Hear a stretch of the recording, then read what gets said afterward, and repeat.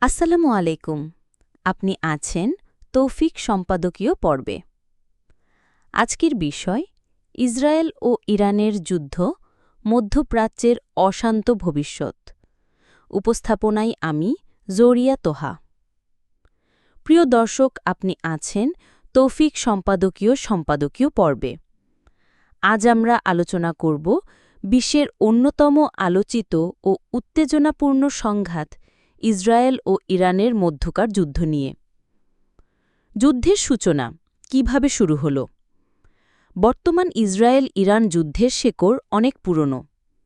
দুই দেশের মধ্যে আদর্শগত, দ্বৈতনৈতিক ও সামরিক শত্রুতা বহু বছর ধরে চলে আসছে। ইরান দীর্ঘদিন ধরে ফিলিস্তিনের হামাস এবং লেবাননের হিজবুল্লকে সমর্থন দিয়ে এসেছে, যাদের ইসরায়েল সন্ত্রাসী সংগঠন হিসেবে বিবেচনা করে। অন্যদিকে ইসরায়েল মনে করে ইরানের পারমাণবিক কর্মসূচি তার অস্তিত্বের জন্য হুমকি। 2024 সালের শেষ প্রান্তে একাধিক ড্রোন ও ক্ষেপণাস্ত্র হামলার পাল্টাপাল্টি ঘটনার মাধ্যমে এই উত্তেজনা ভয়াবহ রূপ নেয়। ইরানের দাবি, তারা ইসরায়েলের দখলদার নীতির বিরুদ্ধে আত্মরক্ষামূলক প্রতিরোধ করছে, যেখানে ইসরায়েল বলে তারা শুধু নিজেদের সার্বভৌমত্ব রক্ষায় পদক্ষেপ নিচ্ছে। আন্তর্জাতিক প্রতিক্রিয়া। এই যুদ্ধ বিশ্ব রাজনীতিতে গভীর প্রতিক্রিয়া সৃষ্টি করেছে। যুক্তরাষ্ট্র সরাসরি ইসরায়েলের পাশে দাঁড়িয়েছে এবং বহু আরব দেশ উদ্বেগ প্রকাশ করেছে। যদিও সৌদি আরব বা সংযুক্ত আরব আমিরাত সরাসরি যুদ্ধের পক্ষে যায়নি, তবে তারা নিজেদের নিরাপত্তা নিয়ে সতর্ক অবস্থানে রয়েছে।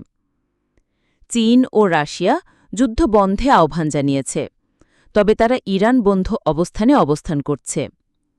জাতিসংঘ এই সংঘাতর অবসানে উদ্যোগ নিয়েছে, কিন্তু এখনও পর্যন্ত স্থায়ী শান্তির ইঙ্গিত পাওয়া যায়নি।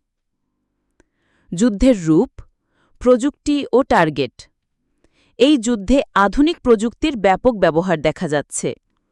ড্রোন, সাইবার হামলা, গাইডেড মিসাইল ও আকাশ প্রতিরক্ষা ব্যবস্থা নিয়েই চলছে মূল লড়াই।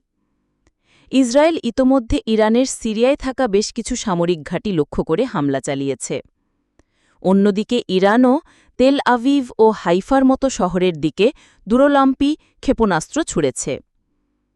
মানবিক বিপর্যয়। এই সংঘাতে সবচেয়ে বেশি ক্ষতিগ্রস্ত হচ্ছে সাধারণ মানুষ। অসংখ্য নিরীহ নাগরিক নিহত হয়েছে, বহু পরিবার গৃহহীন হয়ে পড়েছে। হাসপাতাল, স্কুল, বাজার কোনো জায়গাই এখন নিরাপদ নয়। শিশুদের মুখে হাসি নেই, চারদিকে আতঙ্ক ও অন্ধকার। বিশ্লেষণ। ভবিষ্যৎ কি?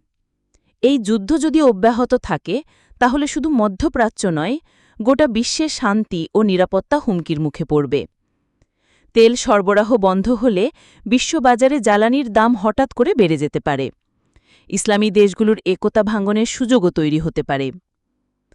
তবে কূটনৈতিক মহল আশাবাদী যে আন্তর্জাতিক চাপ, অর্থনৈতিক সংকট ও যুদ্ধবিরতির আহ্বান একসময় দুই দেশকে আলোচনার পথে ফেরাবে।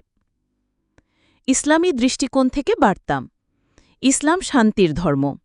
নবী মোহাম্মদ সাল্লাল্লাহু আলাইহি ওয়াসাল্লাম বলেছেন, সকল মুসলমান এক দেহের মতো, এক অংশ ব্যথা পেলে পুরো শরীর কষ্ট পায়।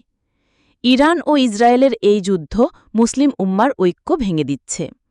এখন সময় এক হওয়ার, সময় মুসলমানদের মধ্যে সংহতি গড়ে তোলার। এই যুদ্ধের পরিণতি কত ভয়াবহ হতে পারে তা আমাদের কল্পনাতীত নয়। তাই এখনই বিশ্ব সম্প্রদায়কে আরও সোচ্চার হতে হবে। যুদ্ধের বদলে শান্তি, প্রতিশোধের বদলে সমঝোতার পথে হাঁটতে হবে। আশা করি আজকের তৌফিক সম্পাদকীয় পর্বের আলোচনা আপনাকে ভাবতে সাহায্য করবে। ভিডিওটি ভালো লাগলে লাইক দিন, শেয়ার করুন এবং সাবস্ক্রাইব করতে ভুলবেন না।